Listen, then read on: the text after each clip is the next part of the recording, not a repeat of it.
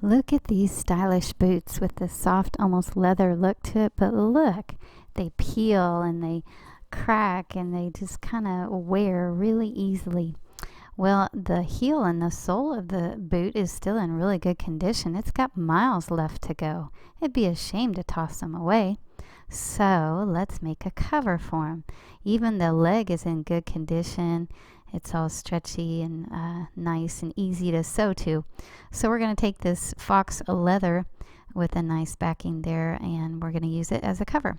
It even has a little belt on the boot that's still in good condition, so we'll save that. Be sure to stuff your boot for that 3D shape there to form the pieces around. And when you cut the pieces of material, don't forget about the zipper. I didn't make room for the zipper because mine stretches, so I just left it without the zipper opening. I did cut the toe part to where it would go at a slant like that, and then also have it at a slant so where it slants higher in the front. Now you take your material, you form it towards the boot, pin it, and then sew it with the ends on the bottom turned up so that you have a nice smooth edge at the bottom. And you just sew it to the shape of the boot there along that curve. Turn those ends up that are going to be along the bottom. And then so when you do the curve, you'll want to leave those little notches where it has a curve on it. That way you don't have a bunch of wrinkles. It lays smoother and nicer when you put those notches just on the other side of your seam. So there I sewed up the bottom edge, and I'm going to be putting a piece of dark elastic there to hold that tight.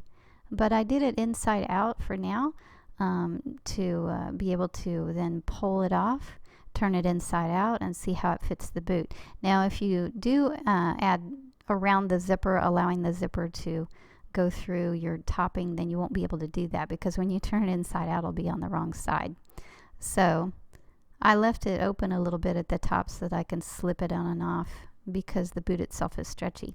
So there you have the boot covered, the ends nice and tucked under there, sewn under, and you're going to be putting that elastic on, and then you'll be super gluing the edges down. You can see I poked the belt through in very small little holes that I made for the buckle and the belt to come through. There's the elastic across the bottom to hold it nice and tight in place, and it looks really nice. And you could stop there. All the peeling is covered, but I like more bling, so I'm going to use this applique neckline, and since there's two boots, I'll be cutting the two sides off right around there. The middle piece I won't use. Then I'm also going to use this for the backing of the boot. I'll cut off those little flowers that are on the tip there and use that fleur-de-lis kind of shape. This here I'm going to cut off the little belt and replace it with 3 strands of these. So there's the belt that I cut off. I left a stub on to sew the 3 strands of braided leather to, and I'll be taking those through the covering and putting them through that little buckle there. There's the applique part from the neckline that I'll be putting on the front of the boot. And there's that belt. I cut it in pieces to cover that opening there, and then put one on either side of the top because I put little strands of that braided leather across the top. So there's the finished product.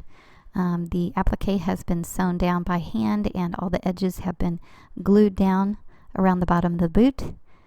The belt, of course, is held in place by the little pieces of belt that I used, and the toe has that slanted opening, much nicer than just a straight blunt line. It's kind of at a nice slant. So this is what we started out with, kind of yucky looking, and this is what we can do with it. Instead of throwing it away, we can get lots more use out of these boots, and now they're extra stylish.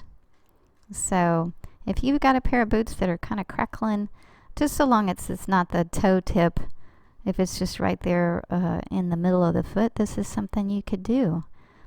And even if you wanted to try to cover the toe, you could. Just have to go along the shape of the boot with your stitching and just cover it up, and that elastic part on the bottom really helps hold it in place, as well as the glue. So there you have it. Stylish with many more miles to go. Thank you, Jesus, for creative ideas.